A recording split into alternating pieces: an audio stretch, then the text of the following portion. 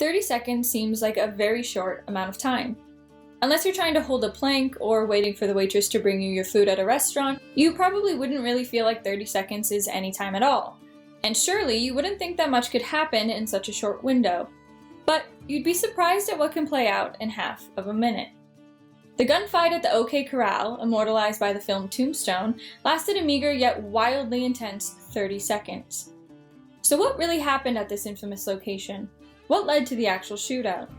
To understand what went down in the Wild West on October 26, 1881, we first have to look at who was there. To start, there were the Earp brothers. Wyatt, Virgil, Morgan, James, and Warren made up this rowdy band of brothers, and three, Wyatt, Morgan, and Virgil, all played a role in the Tombstone gunfight. These were the Earps of law and order, with Virgil working as a town marshal, Morgan serving in the police department, and Wyatt being a former cop turned security guard. While many viewed them as protectors and defenders, others believed them to be corrupt and dangerous. Still, they weren't quite as provocative as their friend, Doc Holliday. Doc was an interesting man, to say the least.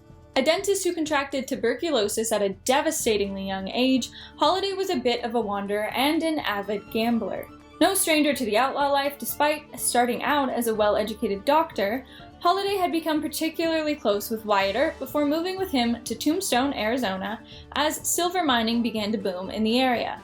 It was here that the rambunctious Doc ran into the Clantons, McLaurys, and Billy Claiborne.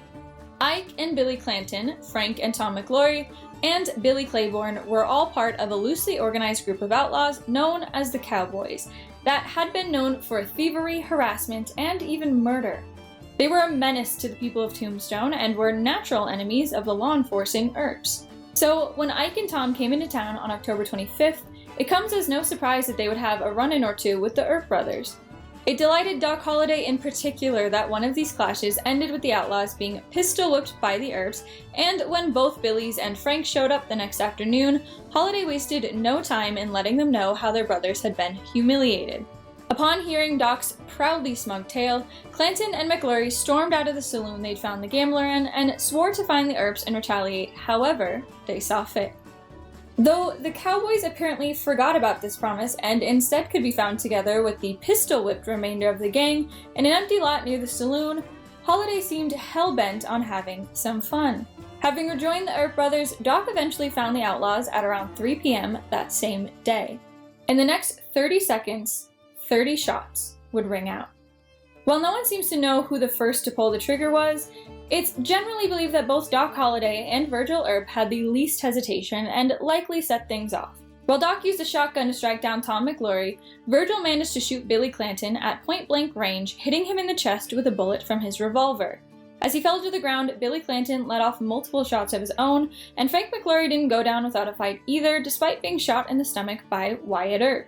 During all of this, Ike Clanton and Billy Claiborne had bravely run away. It should be especially noted that Ike, as the courageous man he was, left not only his fellow cowboys but his own brother to die. And when the clock ticked to the last half of the minute, that's exactly what happened. Billy Clanton and both McLaury brothers were deceased, while the Earps and Holliday were mostly unscathed. Virgil and Morgan had been shot, and Doc was grazed by a bullet, possibly having come from Frank McLaury's gun, as he shouted, "I've got you now," to which Holliday simply responded with, "Blaze away, you're a daisy if you have." The details of this deadly skirmish are hotly debated, and the stories given after the event heavily conflicted.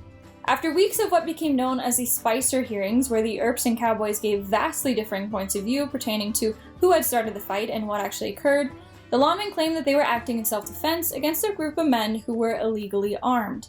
That, of course, was in direct contradiction to the motive given by the outlaws, who insisted that the Earps and friend had attacked them with no warning over a personal vendetta.